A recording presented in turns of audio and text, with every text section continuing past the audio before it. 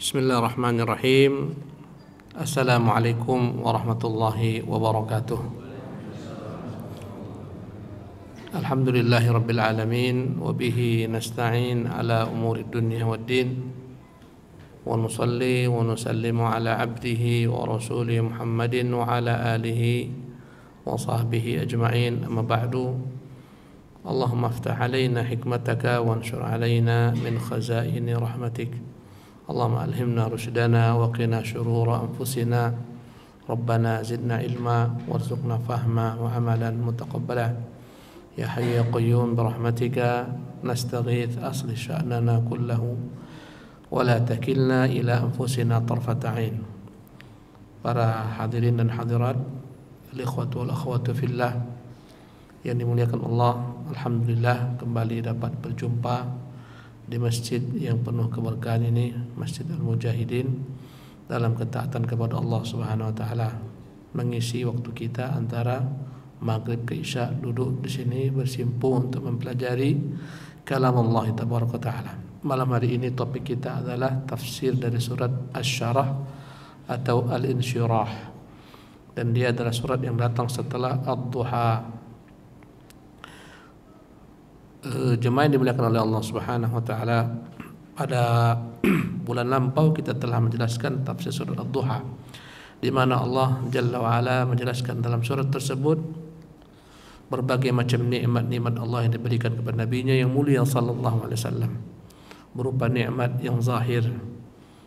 Maka pada surat Al-Insyirah atau Asyarah ini, yang maknanya surat yakni melapangkan dada atau kelapangan dada, Allah Jalla wa Ala menyebutkan dalamnya berbagai macam nikmat-nikmat yang ma'nawi yang diberikan kepada Rasulullah SAW. Begitu eratnya dua surat ini kaitannya, sehingga sebagian ulama menyatakan bahwasanya surat Al-Insyirah ini bagian daripada surat Ad-Duha, di mana Allah menjelaskan dalam dua surat ini nikmat-nikmat yang begitu besar yang dia berikan kepada Muhammad sallallahu alaihi wasallam, nikmat zahir dan nikmat batin. Dan dia tentunya merupakan golongan daripada surat-surat Makkiyah yang diturunkan di Mekah sebelum Nabi yang mulia sallallahu alaihi wasallam hijrah. Setelah mengucapkan a'udzubillahi minasyaitonir rajim, bismillahirrahmanirrahim, Allah berfirman, alam nashrah laka sadrak, bukankah kami telah melapangkan dadamu ya Muhammad. Di sini Allah Jalla wa Ala mengingatkan kepada nabinya yang mulia sallallahu alaihi wasallam tentang nikmat Allah. Apa nikmat tersebut? Melapangkan dada Nabi yang mulia sallallahu alaihi wasallam. Arti nashrah maknanya adalah melapangkan dada Nabi yang mulia sallallahu alaihi wasallam. Dan para ulama tafsir menafsirkan makna nashrah di sini, melapangkan dada Nabi yang mulia sallallahu alaihi wasallam, dengan dua tafsiran. Yang pertama, melapangkan dada Nabi dalam bentuk yang sifatnya hissi, yang konkret. Artinya memang Allah SWT lapangkan dada Nabi yang mulia SAW, yaitu pada peristiwa syaqqu sadri. Jadi Nabi kita yang mulia SAW, jemaah sekalian, dua kali Nabi SAW dadanya dibelah. Pertama ketika Nabi berusia kecil, ketika di Bani Sa'ad, ketika Nabi SAW selesai menyusu daripada Halimah Sa'diyah, ketika Nabi sallallahu alaihi wasallam berumur kurang dari 4 tahun, sebagian mengatakan 2 tahun setengah lebih, ketika Nabi yang mulia sallallahu alaihi wasallam mengikuti kawanan-kawanan kambing, tiba-tiba datanglah kepada Nabi yang mulia sallallahu alaihi wasallam 2 orang. Yang satu memegang Nabi yang mulia sallallahu alaihi wasallam kemudian meletakkannya, yang satu membelah dadanya. Dan ketika itu yang membelah dada Nabi yang mulia adalah Jibril alaihi salatu wassalam. Melihat kedua orang ini menangkap Nabi SAW, memikul, membelah dadanya, maka seketika anak-anak itu pun lari, kawan-kawan Rasulullah lari SAW. Mereka mengadu kepada orang tua mereka bahwasanya Nabi kita SAW itu dibunuh. Maka dibukalah dada Nabi SAW, kemudian dibuang daripada hati Nabi yang mulia SAW bagian syaitan, darah hitam dari bagian syaitan. Kemudian setelah itu diisilah padanya hikmah, kemudian ditaupkan kembali. Setelah itu Rasulullah SAW pun bangun dan dia keadaannya pucat, kembali kepada ibu susunya Halimah Sa'diyah. Maka ini kali pertama Nabi SAW dibelah dadanya. Ya, persiapan agar beliau kelak menjadi seorang Rasul. Sejak kecil bagian daripada syaitan diambil, dibedah. Dan kata Anas, aku masih melihat bekas belahan tersebut ada di Nabi yang mulia, di dada Nabi yang mulia sallallahu alaihi wasallam. Ya, dan inilah merupakan mukjizat Rasulullah, dibelah dadanya. Ya, dan tidak meninggalkan sedikit pun darah, tanpa ada bius. Tak pernah ada sebelumnya hal semacam ini, dan selama-lamanya tak pernah semacam ini. Ya. Yang kali kedua, dada Nabi yang mulia sallallahu alaihi wasallam kembali dibelah ketika Rasulullah akan dinaikkan ke langit pada peristiwa Isra Mi'raj, di mana Nabi SAW ketika sedang berada di rumah Ummu Hani, bibinya, dan dia tidur di sana, datanglah ketika itu Jibril, datanglah ketika itu dua malaikat kembali membelah dada Nabi yang mulia sallallahu alaihi wasallam. Dibelah, kemudian dibersihkan bagian syaitan, diisi ilmu, diisi padanya hikmah. Ya, diisi padanya hikmah dan iman. Setelah itu ditaubatkan kembali agar ini sebagai bentuk persiapan berjumpa Allah Subhanahu wa taala, naik ke alam yang tinggi, alam langit. Alam ada dua, ada alam sufli, inilah bumi. Alam rendah, ada alam ulwi, alam tinggi, dialah alam langit. Kerajaan Allah di langit sana. Jadi inilah makna yang pertama, alam nasyrah. Bukan kami telah melapangkan dadamu dengan dibelah. Kemudian dilapangkan segala macam bentuk perkara-perkara yang menyempitkan dada Nabi yang mulia SAW. Ya. Adapun tafsir yang kedua, makna alam nasyrah laka sadrak, ya, makna syarah di sini melapangkan dada adalah di mana Allah Subhanahu wa taala jalla fi ula melapangkan dada Nabi yang mulia sallallahu alaihi wasallam dalam mengemban risalah, dalam mengemban kenabian. Ya, Allah Subhanahu wa taala tentunya ketika mengutus Nabi sebagai rasul banyak sekali padanya berbagai macam halangan, rintangan. Nabi yang mulia SAW itu ya dilecehkan, dikatakan penyihir, dikatakan penyair, dikatakan gila, dikatakan tak punya keturunan laki-laki, dan macam-macam ya godaan-godaan, tantangan-tantangan yang begitu berat bagi Nabi yang mulia SAW. Agar ringan menghadapi segala macam tantangan tersebut, Allah Jalla wa'ala melapangkan dada Nabi yang mulia SAW untuk menghadapi segala macam bentuk tantangan, celaan, cemoohan dari kaum musyrikin. Ya, maka dengan itu lapanglah dada Nabi yang mulia sallallahu alaihi wasallam. Dakwah adalah merupakan beban yang berat, bukan ringan. Setiap orang yang berdakwah, menyeru kepada kebaikan, mencegah daripada kemungkaran, pasti akan mendapatkan perlawanan. Ya, sebagaimana Musa alaihissalam pun sempat meminta kepada Allah Jalla wa'ala agar Allah lapangkan dadanya karena beratnya medan dakwah. Ketika Allah mengutus Musa dan Harun untuk menemui Fir'aun, apa kata Musa? Rabbi syrah li sadri, ya Allah lapangkanlah dadaku, wa yassir li amri, mudahkanlah urusanku, wahlul uqdatan min lisani, ya mudahkanlah lisanku untuk berkata-kata, berbicara, hilangkanlah kesulitan aku dalam berbicara, yafqahu qawli, agar mereka paham perkataanku. Jadi ini makna yang kedua, Allah SWT melapangkan dada Nabi yang mulia SAW untuk memikul beban dakwah, yang mana kalau Allah bukan Nabi SAW tak akan mungkin sanggup memikulnya karena beratnya beban dakwah tersebut. Tapi untuk Nabi yang mulia SAW, Allah SWT telah melapangkan dada Nabi yang mulia SAW sehingga beliau tetap betapa parahnya, betapa dahsyatnya ujian dakwah, tetap bersabar karena Allah Subhanahu wa taala yang telah meneguhkannya. Maka ikhwati fillah rahimakumullah, ini menunjukkan kepada kita bahwasanya kelapangan dada itu datangnya daripada siapa? Allah. Alam nasyrah, tidakkah kami telah melapangkan dadamu? Artinya bila mana kita dalam perasaan dada kita sempit, dan banyak orang dadanya sempit. Ya, sempit rasanya dadanya, tak nikmat, tak nyaman, galau, berkepanjangan. Tapi orang berbeda-beda dalam mencari jalan keluar agar dadanya menjadi lapang. Sebagian menganggap pergi ke diskotik melapangkan dada, dadanya sempit, galau yang panjang. Akhirnya pergi ke diskotik, dia pergi ke bar. Sebagian melapangkan dadanya dengan berpelesir. Kau tengok bagaimana sempitnya dada kaum musyrikin, sehingga mereka akhirnya pergi kemana-mana. Kau tengok turis-turis, mengapa pergi sampai jauh-jauh ke negeri-negeri yang jauh, ke Bali, macam-macam, Lombok. Ya, jawabannya karena sempitnya dada. Akhirnya mereka pergi ke sana kemari untuk mencari hal yang menyenangkan hati mereka agar dada mereka menjadi lapang. Sebagian orang ya melapangkan dadanya dengan mengkonsumsi narkoba, naudzubillahi min dzalik. Ya, dikiranya di sanalah jalan untuk melapangkan dada.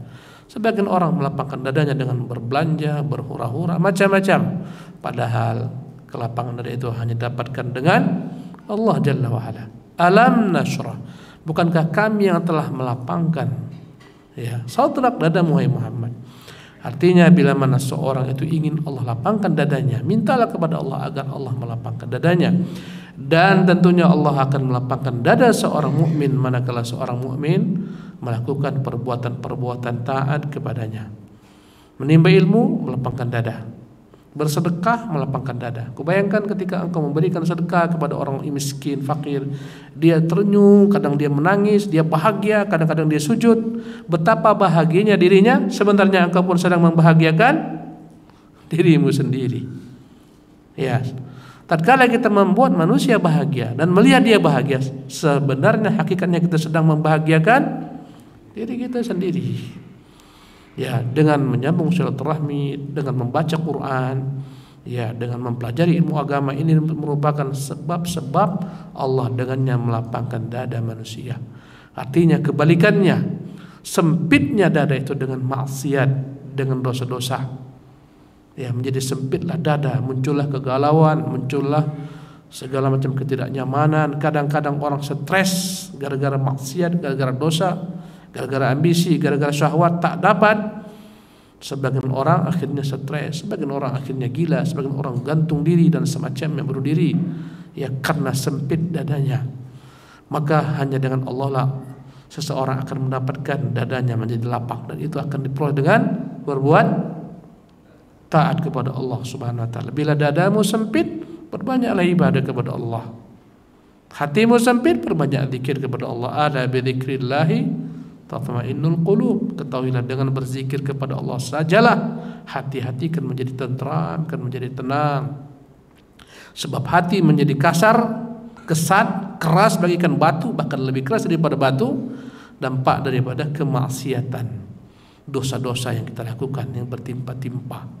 Akhirnya kita pun stres, merasa sempit hidup, gundah gulana, menderita, ya, macam-macam penyakit datang kepada mereka. Jemaah yang dimuliakan oleh Allah Subhanahu wa taala, inilah makna yang kedua, makna syarhus sudur. Allah melapangkan dada Nabi yang mulia sallallahu alaihi wasallam dalam berdakwah, dalam menyebarkan Islam. Ya, dan itu hendaklah menjadi contoh bagi setiap orang yang ingin lapang dadanya. Tak ada jalan lain kecuali meminta kepada Allah Jalla wa Ala melapangkan dadanya dengan berbuat apa tadi? Taat kepada Allah Subhanahu wa taala. Alam nashrah laka sadrak. Bukankah kami telah melapangkan dadamu wahai Muhammad dari segala macam beban, risalah yang kau pikul. Ya, bukankah kami telah melapangkan dadamu wahai Muhammad dari segala macam bentuk kegalauan. Nabi yang mulia SAW galau panjang. Kenapa galau? Sebelum diangkat sebagai Rasul, dia galau melihat masyarakatnya, bangsanya. Ya, di mana Nabi yang mulia melihat bangsanya di atas keburukan, di atas kejahiliahan. Mereka membunuh anak mereka hidup-hidup, mereka makan bangkai, mereka yang kuat mengalahkan yang lemah, yang kuat memeras yang lemah, menzalimi yang lemah, berbagai macam bentuk keburukan. Nabi SAW sempit dadanya, dan Nabi tak tahu bagaimana cara menyelesaikannya. Karena itulah Nabi SAW kemana pergi? Ke Gua Hira. Untuk apa ke Gua Hira? Dia tak tahu bagaimana caranya melapangkan dadanya. Naiklah dia ke atas, bermukimlah Nabi di Gua Hira berhari bermalam-malam untuk melapangkan dadanya, karena tak tahu dia bagaimana cara melapangkan dada. Sampai datanglah kepadanya risalah. Ya, kata Allah Subhanahu wa taala, ya, wa kadzalika wahina ilaika ruhan min amrina. Demikian wahai Muhammad, kami telah wahyukan kepadamu ruh, yaitu Quran, yang membuat hatimu hidup.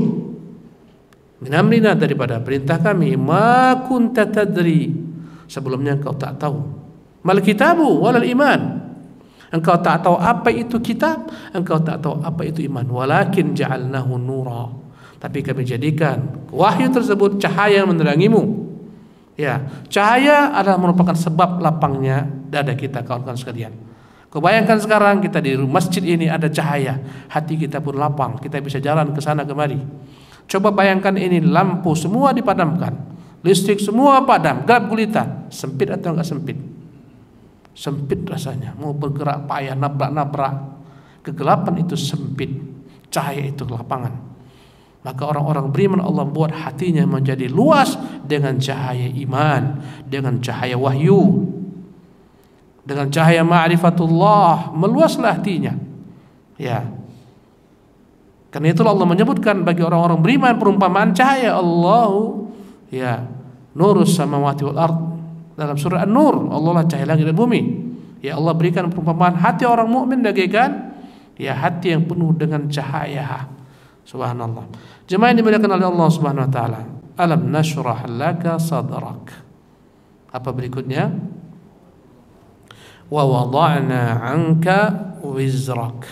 Wa wada'na artinya hattaina, kami menjauhkan, menurunkan, menghilangkan, angka darimu, wizrak, bebanmu. Ya, kata-kata wizrun dalam berbahasa Arab, ya, beban. Ya, angqadha maknanya adalah beban yang memberati tunggangan. Apabila unta diberikan beban yang sebanyak-banyaknya sehingga dia payah bergerak, itu bahasa Arabnya angqadha. Angqadha. Ya, an-naqid adalah beban yang berat yang dipikul oleh kendaraan. Kau tengok andai kata mobil, ya, kontainer, begitu berat bebannya, payah dia bergerak. Itu bahasa Arabnya naqid. Ya.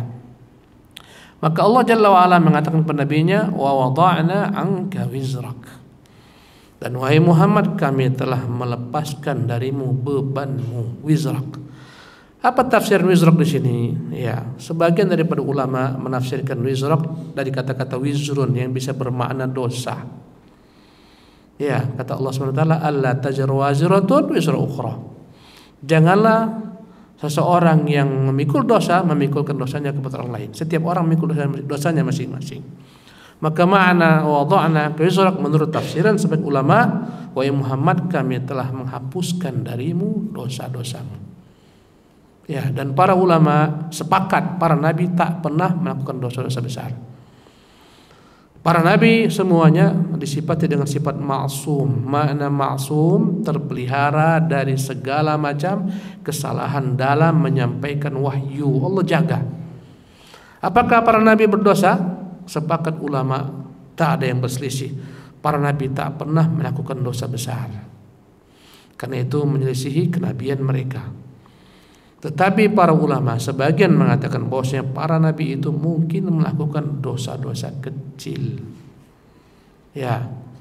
Dan inilah makna menghapuskan dosa, menghapuskan dosamu. Kita ketahui para nabi ada yang bersalah. Ada enggak nabi yang bersalah? Ada. Musa alaihissalam, di mana kesalahannya?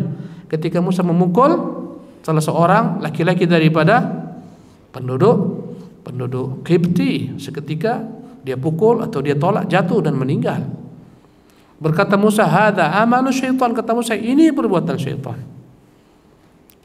Ya, manakala di hari kiamat ketika setiap umat mendatangi para nabi, mereka datang kepada Musa meminta syafaat, kata Musa, aku malu kepada Tuhanku, dahulu aku telah membunuh jiwa yang Allah haramkan. Padahal dia membunuhnya tidak sengaja. Padahal ketika itu dia belum menjadi seorang rasul, tapi dia mengaku kesalahan. Ya, Nabi Musa alaihissalam, Nabi Nuh pun demikian. Nabi Nuh meminta kepada Allah agar Allah SWT selamatkan anaknya dari neraka. Ya, ketika itu Allah mencela Nabi Nuh. Ya, fala tas'alni ma laysa laka bi'ilmun, jangan kau minta kepadaku perkara yang kau tidak punya ilmu padanya. Kata Allah tentang anak Nabi Nuh, innahu amalun ghairu salih, anakmu ini anak yang tidak benar, anakmu ini tidak saleh. Ya. Intinya Allah SWT mencela Nuh alaihissalam ketika meminta agar anaknya diampuni oleh Allah Subhanahu wa taala. Ya, Allah juga mencela Ibrahim manakala meminta ayahnya agar diampuni oleh Allah Subhanahu wa taala. Para nabi-nabi juga melakukan kesalahan-kesalahan, tapi bukan kesalahan yang besar, kesalahan-kesalahan kecil. Nabi kita yang mulia SAW, adakah Nabi kita buat kesalahan yang dicela Allah? Ada. Di antaranya ketika datang orang buta kepada Nabi yang mulia SAW, minta dijelaskan wahyu, dibacakan wahyu, sementara Nabi bersama orang-orang kaya dan pembesar-pembesar Quraisy. Maka Nabi SAW memandang sebelah mata kepada orang buta ini karena dia palingkan sepenuh wajahnya kepada pembesar-pembesar Quraisy. Akhirnya Allah mencela nabinya. Allah katakan apa? Abasa, dia bermuka masam, wa tawalla, dia berpaling, anja'ahul amma, manakala datang kepadanya orang buta. Bayangkan, di surat turun kepada Nabi Muhammad, tapi Allah SWT menggunakan kata pengganti orang ketiga. Allah nggak katakan, "Hei Muhammad, engkau berpaling." Enggak. Karena berat bagi Nabi kata, bagi Nabi SAW kata-kata, "Wahai Muhammad, engkau berpaling." Tapi Allah katakan dia berpaling. Betapa lembutnya Allah mengingatkan Nabi yang mulia SAW. Ya, anja'ahul ama, manakala datang kepadanya orang buta. Wa ma yudrika la'allahu yazakka. Tidakkah engkau paham dia itu ingin mensucikan dirinya? Au ayyadzakara fatanfa'u dzikra. Dia ingin memuraja, ingin mencari berita-berita yang mengingatkan dirinya, bermanfaat baginya peringatan. Amma man istaghna, adapun orang yang tak butuh kepada dakwahnya, fa anta, barulah Allah katakan fa anta lahu tasadda, dan maka engkau darinya, ya, dan engkau terhadap mereka sibuk untuk mengurusi mereka. Di sini Allah Subhanahu wa taala mencela nabinya mulia sallallahu alaihi wasallam. Dan ini kesalahan tentunya.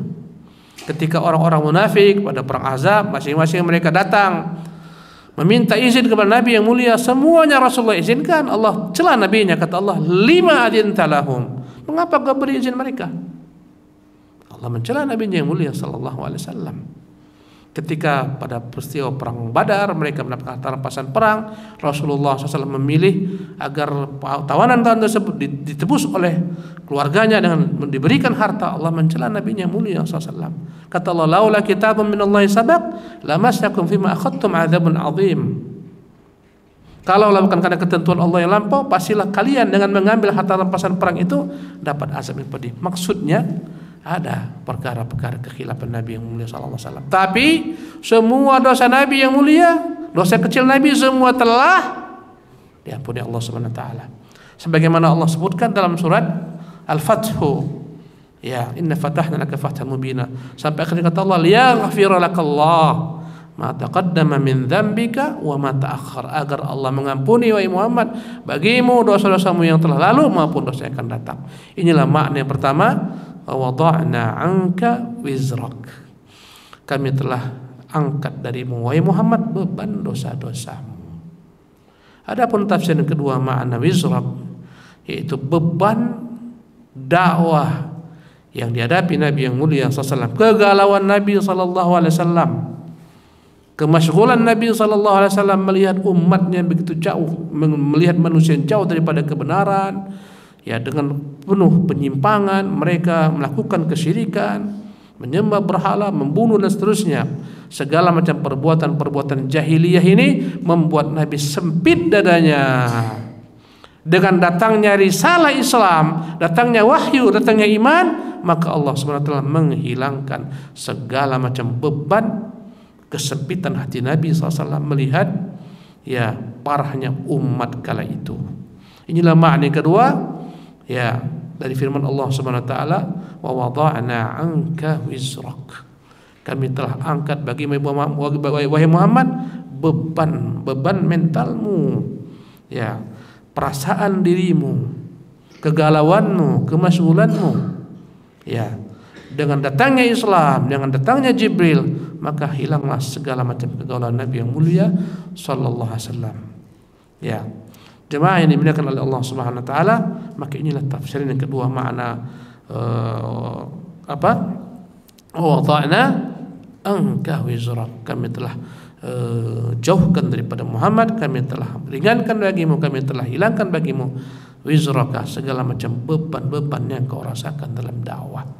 Subhanallah. Ini menunjukkan kepada kita kawan-kawan sekalian bahwasanya beban apapun dalam hidup ini, bila mana kita hadapi dengan hati yang lapang, akan menjadi ringan. Ya, kadang-kadang ada dua orang mendapati musibah yang sama musibahnya, tapi yang satu dadanya lapang, dadanya tentram, dia tersenyum walaupun dapat musibah. Yang satu stres, yang satu menghujat takdir, yang satu merepet, yang satu menjerit-jerit, yang satu histeris, padahal sama musibahnya. Mengapa bisa demikian? Yang satu dadanya lapang, yang satu dadanya sempit. Subhanallah. Inilah ya rahasianya. Bila seorang Allah lapangkan dadanya, maka segala macam bentuk perkara-perkara yang tidak disukai, musibah, akan menjadi ringan baginya. Tak ada masalah baginya.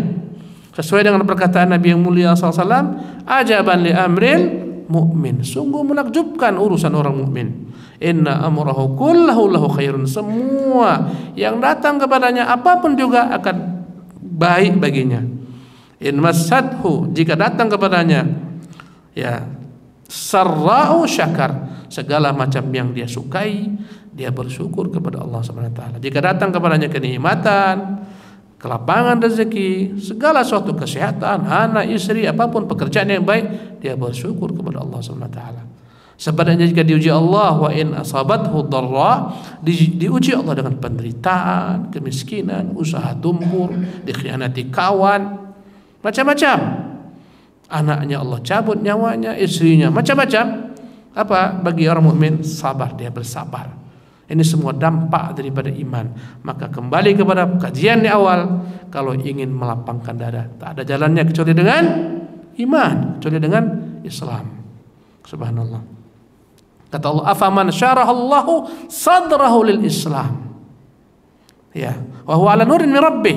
Apakah sama orang yang Allah lapangkan dadanya dengan Islam dan dia di atas cahaya daripada Tuhannya? Maka kembalilah kepada kajian pangkal, kelapangan dada dengan Islam, dengan iman, dengan cahaya wahyu. Orang banyak mencari kelapangan dada dengan berbagai macam cara, tapi mereka menjalani jalan yang salah. Akhirnya yang muncul adalah kegundah-gulanaan. Memang ketika mereka ya menghiasi hari mereka dengan kemaksiatan, mereka senang saat, senang manakala berzina, senang manakala mengkonsumsi narkoba, senang. Tapi setelah itu akan muncul kegundah-gulanaan, kegalauan yang lebih sempit daripada sebelumnya. Subhanallah. Jemaah yang dimuliakan Allah Subhanahu wa taala, berikutnya kata Allah Subhanahu wa taala apa? Wa rafa'na laka dzikrak. Dan sungguh wahai Muhammad, wa rafa'na, kami telah mengangkat bagimu dzikraka, penyebutanmu. Ini nikmat besar. Allah Jalla wa Ala senantiasa akan mengangkat Nabi SAW penyebutannya. Bila mana Allah disebut, akan disebut nabinya. Tidak ada orang di permukaan alam semesta ini yang disebut namanya sebanyak Nabi yang mulia SAW. Setiap saat disebut nama Nabi yang mulia SAW. Kau lihat dalam azan, subhanallah, setiap 5 kali saya sama masjid-masjid di mana-mana mengumandangkan asyhadu anna Muhammadan Rasulullah. Setiap orang mau Islam tak akan sah tanpa mengucapkan asyhadu anna Muhammadan Rasulullah. Ketika salat, ketika tasyahud, subhanallah. Setiap saat ada orang yang bersalawat pada Nabi yang mulia SAW. Ya, bahkan semua rasul-rasul dalam kitab-kitab mereka sudah ada nama Nabi yang mulia sallallahu alaihi wasallam. Kata Allah, alladzi yajidunahu maktuban indahum, yang mereka dapati nama Nabi ada pada mereka. Ada pada Taurat, ada pada Injil. Allah menyebutkan bagaimana perkataan Isa bin Maryam, wa idh qala Isa bin Maryam, ya bani Israil, inni rasulullah ilaikum musaddiqan lima baina yadayya minat Taurat wa mubasysyiran bi rasulin ya'ti min ba'di ismu Ahmad. Wahai Bani Israil, aku rasul kepada kalian, ya, agar aku membenarkan apa yang terdahulu daripada kitab Taurat dan memberitakan kepada kalian dengan berita gembira dengan datangnya Ahmad. Bahkan kita katakan setiap saat ada saja satu bumi ini yang bersalawat kepada Nabi yang mulia. Bahkan bukan hanya manusia, tapi Allah pun bersalawat kepada nabinya, malaikat pun bersalawat kepada nabinya. Berapa jumlah malaikat? Subhanallah. Innallaha wa malaikatahu yusalluna 'alan nabi. Sesungguhnya Allah dan malaikat-malaikatnya bersalawat kepada Nabi.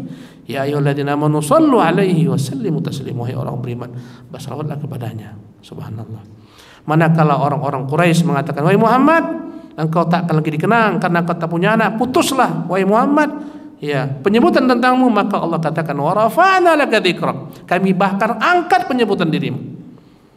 Dimanapun disebutkan Allah, di samping disebutkan Rasulullah sallallahu alaihi wasallam. Allahu Akbar. Ya. Jemaah yang dimuliakan oleh Allah Subhanahu wa taala. Imam Al-Qayyim rahimahullah pun mengatakan, bila mana kita ingin dia angkat penyebutan tentang kita, maka junjung tinggilah apa yang dijunjung oleh Muhammad SAW. Umat ini diangkat oleh Allah Subhanahu wa taala manakala mereka mengangkat tinggi, menjunjung tinggi apa yang dibawa Rasulullah SAW berupa sunnah, wahyu. Manakala mereka meninggalkan apa yang diangkat Rasulullah SAW, maka inilah nasib yang dialami oleh kaum muslimin. Kenapa? Karena mereka meninggalkan apa yang diangkat Rasulullah SAW. Ajaran Nabi mereka tinggalkan, perintah Nabi mereka abaikan. Akhirnya Allah turunkanlah kepada mereka kehinaan. Subhanallah. Wa rafa'na laka dzikrak, kami angkat bagimu Muhammad penyebutan namamu. Kemudian apa berikutnya? Fa inna ma'al usri yusra. Sesungguhnya wahai Muhammad, ma'al usri, bersama dengan kesulitan, yusra, ada kemudahan. Ya. Kemudian Allah ulangi kembali, fa inna ma'al usri yusra. Sesungguhnya wahai Muhammad, bersama kesulitan ada kemudahan. Jemaah yang dimuliakan oleh Allah Subhanahu wa taala, setelah Allah menyebutkan kepada nabinya, Allah Subhanahu wa taala terangi dadanya, lapangkan dadanya, Allah Subhanahu wa taala hilangkan bebannya, Allah angkat derajatnya. Allah katakan kepada Muhammad, wahai Muhammad, dalam hidup ini apapun masalah yang datang kepadamu berupa kesulitan, pastikan bersamanya ada datang kemudahan. Dan segala sesuatu kawan-kawan, ya, bersama kesulitan yang paling parah, setelahnya datanglah kemudahan. Kau lihat bagaimana pekatnya malam, ujung kepekatan malam terbitlah fajar menyingsing yang terang benderang. Subhanallah. Kau perhatikan bagaimana bisul. Bisul tuh kapan sakitnya bisul? Ketika bisul itu pada tingkat yang paling tertinggi, besar, hampir meledak, setengah mati sakitnya, meradang. Setelah pecah bisul, hilanglah sakit. Subhanallah. Kadang-kadang kita diuji dengan penderitaan. Yakinlah, pada ujung penderitaan ini bahkan Allah mengatakan kata-kata ma'a, bersama. Artinya kemudahan itu datang bersamaan mengiringi dengan kesusahan. Bukan lama datangnya bersamanya, tapi kau tak sabar saja. Kadang kau tak tahu sesungguhnya di balik kesulitanmu ini sudah datang bersamanya kemudahan, tapi kau tak tahu. Subhanallah. Dalam hidup ini kita banyak menemukan berbagai macam kesulitan. Subhanallah. Tapi dengan berprasangka baik kepada Allah SWT, segala macam kesulitan hidup ini akan Allah hilangkan. Kadang-kadang tak ada uang di kantong, habis. Kadang-kadang tak ada orang berbelanja, ya tunggu kita tak datang-datang orang. Macam-macam. Kadang-kadang kita merasa sedih. Bila mana kita berprasangka baik kepada Allah SWT, setiap bentuk kesulitan bersamanya akan ada kemudahan. Bahkan disebutkan dalam satu riwayat, kata Nabi, kalaulah sekiranya kesulitan itu masuk ke dalam gua yang paling sempit sekalipun, akan datang menjemputnya kemudahan, mengeluarkannya daripada gua yang sempit tersebut. Subhanallah. Maka dalam segala keadaan orang mukmin yakin Allah SWT akan melapangkan baginya kesempitan hidupnya, penderitaannya. Ma'al usri yusra. Kata Nabi yang mulia SAW, bagaimana mungkin ya satu kesulitan mengalahkan dua kemudahan. Perhatikanlah ayat, fa inna ma'al usri yusra. Sesungguhnya bersama al-usri, kesulitan. Di situ ada alif lam. Al-usri, kesulitan. Kata para ulama ini alif lam al-ahdiyah. Kesulitan. Sesungguhnya bersama kesulitan ada kemudahan. Ya. Kemudian sesungguhnya bersama kesulitan yang kedua sama dengan kesulitan pertama. Artinya satu kesulitan ini sama aja dikelilingi dengan dua kemudahan. Tak akan mungkin dapat dikalahkan satu kesulitan dengan dua kemudahan. Dan dalam hidup kita, kawan-kawan sekalian, sungguh kalau kita pikirkan jernih-jernih, lebih banyak kemudahan-kemudahan yang kita dapatkan daripada kesulitan. Bahkan setelah kesulitan, Allah akan iringi bersamanya kemudahan. Orang tua kita, ibu kita mengandung, kapan ibu yang paling parah? Ketika akan melahirkan bayi. Luar biasa ibu kita istri menjerit kadang-kadang, subhanallah. Setelah itu datanglah kemudahan, keluarlah sang anak. Ingat, dalam segala macam bentuk kesulitan bersamanya ada kemudahan. Fa inna ma'al usri yusra, inna ma'al usri yusra. Kemudian Ayat berikutnya kata Allah Subhanahu wa taala, fa idza faraghta fansab, bila mana engkau telah selesai maka bangunlah. Ya, fansab, bangunlah untuk bekerja yang lain. Islam agama kerja. Bila mana kau selesai bekerja, cari kerjaan lain, jangan kau menganggur. Fa idza faraghta, jika kau selesai dari pekerjaanmu, fansab, berletih-letihlah. Kata para ulama, jika kau selesai melaksanakan salat wajib, kerjakan salat sunnah. Bila mana kau selesai untuk ibadah, kerjakan ibadah lainnya. Karena itulah keperhatikan dalam Islam, ibadah itu bermacam-macam. Ada ibadah badan seperti jihad, haji, ada ibadah lisan, membaca Quran, berzikir dan semacamnya, ya. Ada ibadah harta, semuanya ibadah, dan kita diperintahkan agar senantiasa menjadi hamba Allah, mengabdikan diri kepada Allah dengan berbagai macam bentuk ibadah-ibadah yang telah Allah Subhanahu wa taala turunkan kepada kita. Fa idza faraghta fansab. Ya. Oleh karena itulah wahai Muhammad, bila mana engkau telah selesai satu ibadah, kerjakan ibadah lainnya. Ya, sebagai tanda kesyukuran, kerjakan ibadah lainnya. Setelah engkau salat, kerjakanlah zikir kepada Allah Subhanahu wa taala. Ya. Dalam segala macam ibadah, setelah itu mengiringinya ibadah. Ya. Setelah dalam ibadah raya haji, ya, Idul Adha, setelahnya datang lagi tiga ibadah lainnya, itu menyembelih. Dalam setiap ibadah datang setelahnya ibadah. Artinya kita memang diciptakan Allah Subhanahu wa taala untuk beribadah, walaupun ibadah tersebut macam-macam. Karena itulah tak ada istilah menganggur. Para ulama tak pernah mereka menganggur hidupnya. Mereka pindah daripada satu ibadah kepada ibadah lainnya. Para ulama, Syekh Abdul Aziz bin Baz rahimahullah, hampir dikatakan tak ada waktu dia yang sia-sia. Ya, hidupnya kalau bukan sedang salat, menjawab pertanyaan para penanya, ya, menulis, membaca, mendengarkan bacaan, menjamu tamu, makan dengan tamu, hampir-hampir tak ada waktu dia yang kosong. Bahkan ketika kosongnya, dia pun berzikir kepada Allah Subhanahu wa taala. Maka tak ada istilah menganggur. Ya, Islam agama kerja, agama amal. Fa idza faraghta fansab. Kalau kau sudah selesai itu pekerjaan, cari kerjaan lain. Berletih-letihlah. Syafi'i mengatakan, fa innal ladzidal 'aishi fin nasabi. Sungguh kenikmatan hidup itu kan kau peroleh setelah engkau berletih-letih. Setelah kita berletih-letih beribadah, Allah akan berikan kepada kita insyaallah surganya. Surga diperoleh dengan keletihan. Ibnu Qayyim mengatakan, la tunalur rahatu birrahah. Kenikmatan tak diperoleh dengan kenikmatan. Kenikmatan itu diperoleh dengan penderitaan dan kesulitan. Subhanallah. Fa idza faraghta fansab wa ila rabbika farghab. Dan hanya kepada Tuhanmu wahai Muhammad engkau berharap. Dalam bahasa Arab jika didahulukan wa ila rabbika, ini bahasa Arabnya ya disebutkan lil hasri, hanya kepada Tuhanmu wahai Muhammad farghab, engkau berharap. Maknanya tak boleh engkau berharap kepada makhluk. Berharap langsung kepada Allah Subhanahu wa taala. Fa idza faraghta fansab wa ila rabbika farghab, hanya kepada Tuhanmu saja engkau boleh berharap. Artinya jangan gantungkan harap kita kepada makhluk. Manakala kita menggantungkan harap kepada makhluk, siap-siaplah kita untuk kecewa. Maka jangan gantungkan harapmu kepada makhluk, banyak-banyaklah menggantungkan harapmu kepada Allah Subhanahu wa taala. Ya.